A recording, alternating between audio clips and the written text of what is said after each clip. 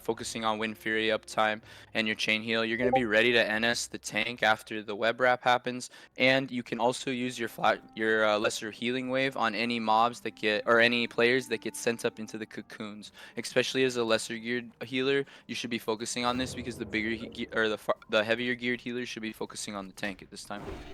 Okay, that's that wing. Then we go to military. Let's just say military again. Now we're gonna go back to our mana totem, but you're gonna have your tremor totem down instead of strength for a lot of these packs, as we have the fear coming in.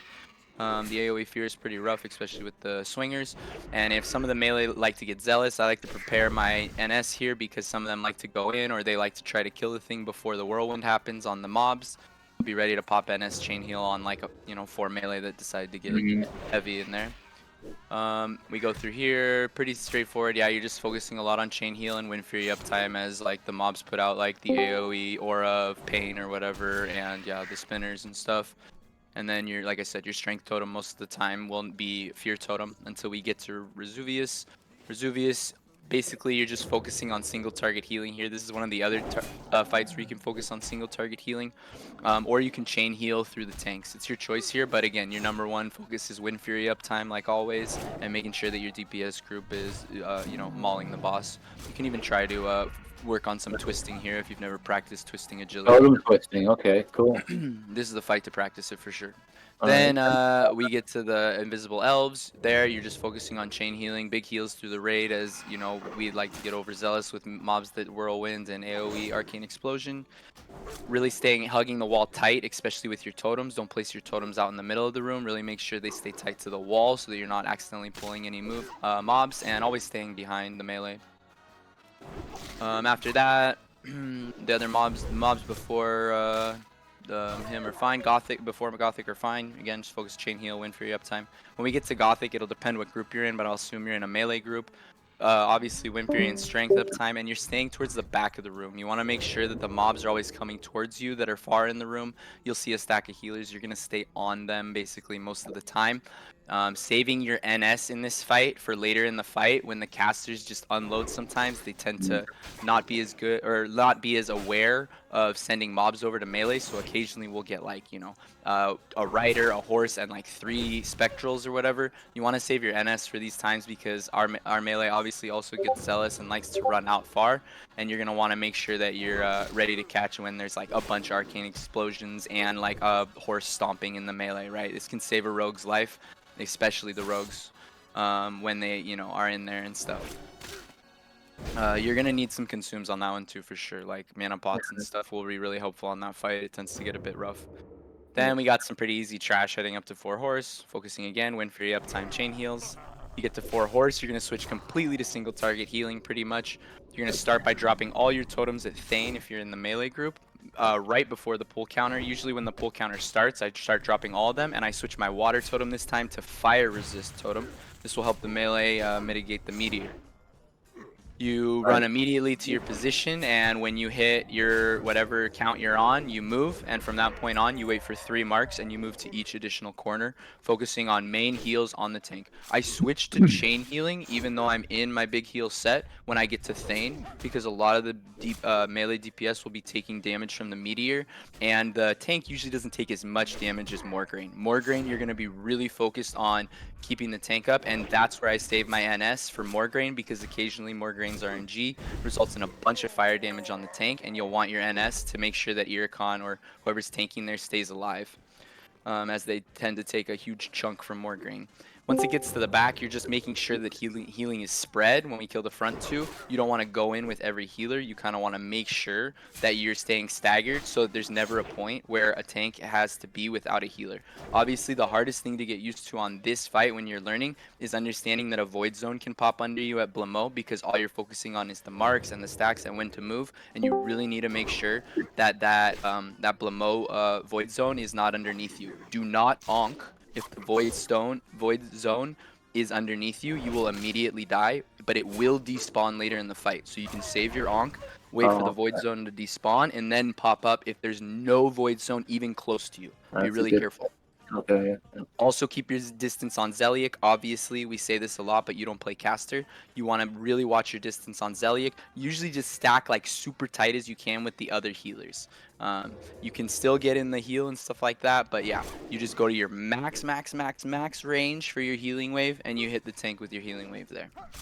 After that, we go to the next swing. We got Construct. This is probably the hardest swing for Trash, but you're just focused mostly on Wind Fury uptime and chain healing. You really want to make sure, obviously, in those beginning packs, once we get through right before Patchwork, that you're not near the Lightning Totem, but that shouldn't be so hard for you as a healer. We get through all of those. It's pretty good. I'm trying to think if there's anything with those packs. No, you're focusing on chain healing for the most part, and you shouldn't have to worry so much about the tank being wretched. That shouldn't be your problem. But if you are on a tank and you're assigned to a tank, then obviously be ready for them to be wretched at some point. And be careful of your healing aggro initially, just in case one of them forgets to pop a FAP. That sometimes happens.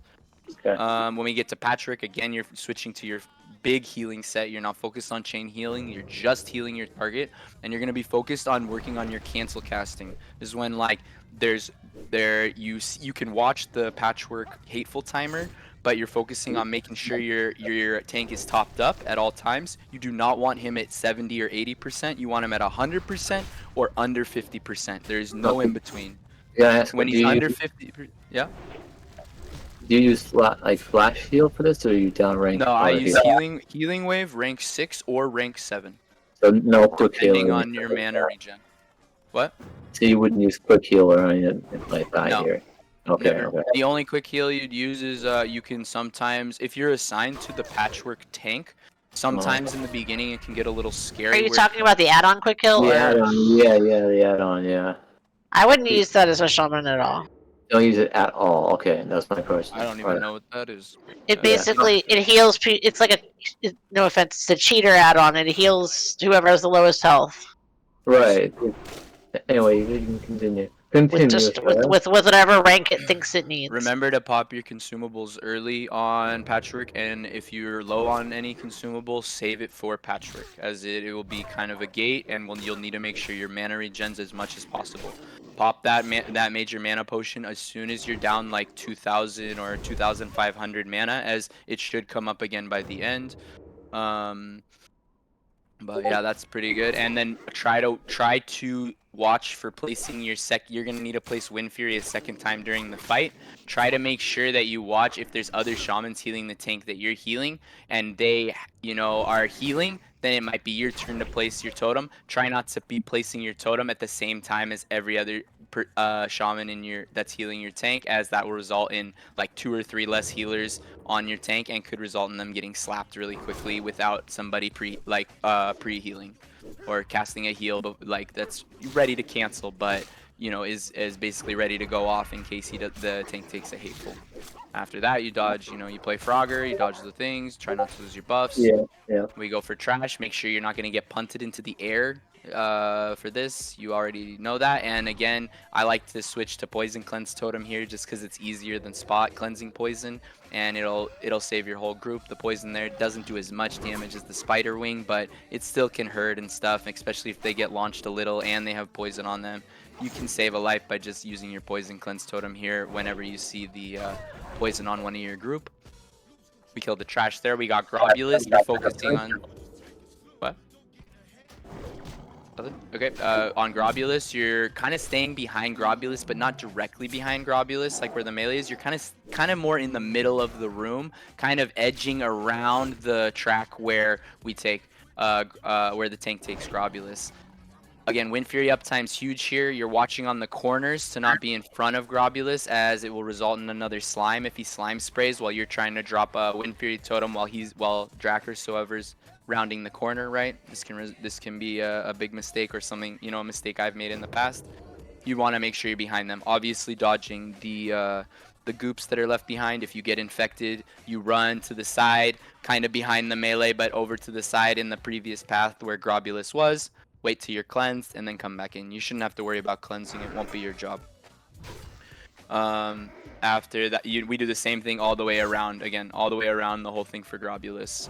You're just staying, like I said, a little further back behind than melee and slightly in towards the center.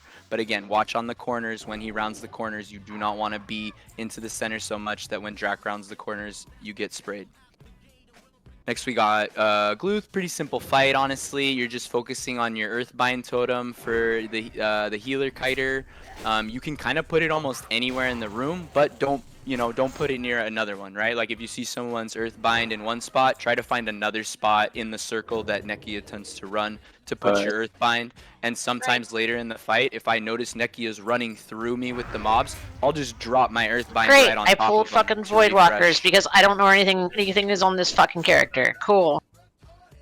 I've done this before, it sucks. But yeah, so you're just Ircon, watching I out can't for get you that. buffs. Sorry. And then Wind Fury uptime is obviously huge for this one. You need to make sure your melee always has Wind Fury for this fight because it's a DPS race. And you shouldn't have to worry too much about mana on this fight, as you're just focusing on single target healing on the tank. It should be Drac most of the time, but occasionally he'll eat a Fear, and then Ishtar will take it over. After this, we go straight to Thaddeus. Depending on what side you're on, you're kind of doing the same thing in the beginning, but if you're in a melee group, obviously you're focused on win free uptime, and you want to make sure you keep your distance from the mobs because those two mini bosses will, I believe, mana drain you. So at least on the melee side for sure. I'm usually on the melee side, but just keep your distance from them. Send chain heal in, and make sure you're topping up the tank that gets sent over to the other side. You shouldn't have to worry as much about, like, you want to heal them after they land obviously, but you shouldn't be trying to heal them before they land. That you should be trying to heal them as they get launched over, so that this is one of the very few times where you're going to use lesser healing wave in a really impactful way, is you'll use your lesser healing wave right as the off tank gets sent off. This will help top him up a bit, so when he takes the fall damage on the other side, it doesn't kill him. And then obviously the healers on the other side will be chain healing, should heal him up before he has to taunt again. When we get to Thaddeus, you're focused mostly on not killing people by being on the right side. Can I stop you for 1 second? Is there Yeah, go ahead. anybody that's going to get DMT buffs? Anyone, please. I had to get buffs on Ircon's character, and the bars don't have anything on them but fucking charge, and I couldn't kill the Voidwalker thing I intended. I can fly there if you want. No, I don't need that. Is there anyone else that's just gonna be there? Okay, well I can't get him buffs then. He's just gonna have to only play his one character today. If he dies, he'll just have to play it. Alright. Yeah, you'll need a healer to clear that. Yeah, I didn't think I was gonna have to fucking redo the bars just to run through DMT, but apparently I had to. I think he'll be okay. Yep. I Focusing can on your positive negatives, making sure you're not killing the raid is top priority. And I actually make this mistake still sometimes. Do not jump when you're switching sides. It lingers your body behind, and you can sometimes die even though you're on the right side because you jumped to try to get to the other side. Just walk through as soon as you can. Cancel your healing, like just get to the other side. And for this one, I mostly just focus on chain heal because he will be chain lightning the raid. So chain heal is the perfect counter to chain lightning. Okay. You just keep sending chain heal through the tank. If you feel like the tank has plenty of heals and you see other melee or other people low, feel free to chain heal the raid here as well. After this, we're done with everything easy, and we go to the hard part. Saffron, you focus on staying with your group.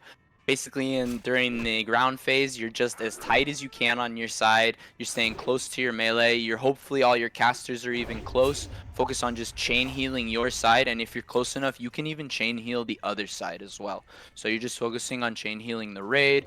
You're really focusing on APM, which is actions per minute. The biggest thing for a healer, right, is focusing on how many chain heals you can get out. In the beginning, obviously, take it slow as everybody has a frost pot, but as the fight goes on, you kind of just want to pump here your chain heal through all the melee. Use consumes on these fights, especially if you're not as geared as some of us. You're really focusing on making sure you're taking both your mana pots during the fight, having all your mana oil and all that shit on, because you're gonna need as much of your mana as possible. If you have a flask, this is the time to use it if you haven't used it earlier. And then air phase happens, and you're gonna do a loose spread. Usually I stay closer to the front because not as many people are in the front. They tend to spread more to the back. But obviously just, keep your distance and don't run too early. You can start moving early, but watch your vicinity around you. You don't want to get close to people as you can cause extra damage if you get ice blocked or they get ice blocked and it hits you. Once you get behind a ice block, this is a good time if you're low or the raid members around you are low to pop your NS. Big chain heal because everybody's stacked on top of each other. The chain heal is going to go to the lowest health targets at this point, and usually here I get off 2 or 3 chain heals while everyone's stacked behind the ice block, and it really tends to bring the raid back, top them back up. Seeing as how during the air phase, you're not going to want to use chain heal when we're all spread out. You're going to be this is also another time to use your lesser healing wave or your healing wave to individually top people up because everyone's going to be spread out. Don't use your chain heal as much here. People will not be grouped and it won't be as effective. Repeat, rinse and repeat for the ground phase and the air phase essentially. KT, you're just in the beginning, you're just focused on making sure that the melee stay alive and the tank stays alive to the big Patrick, and you're not, triggering a lot of the skeletons. You can use a down-ranked Frost Shock or even an up-ranked Frost Shock in the beginning to slow down skeletons, do a little DPS, help out the raid, and obviously drop your totems.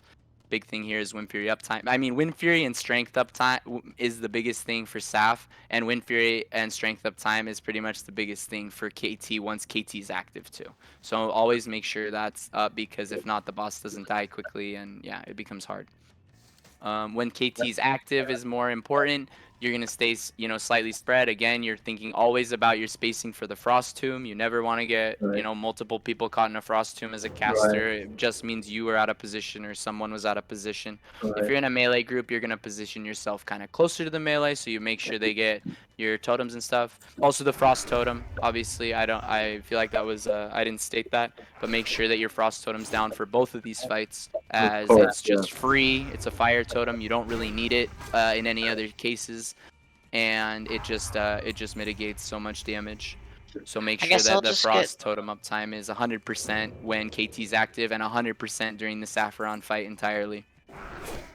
That's it, right? Yeah, chain heal through the melee. Save your NS for a nasty ice block in the melee.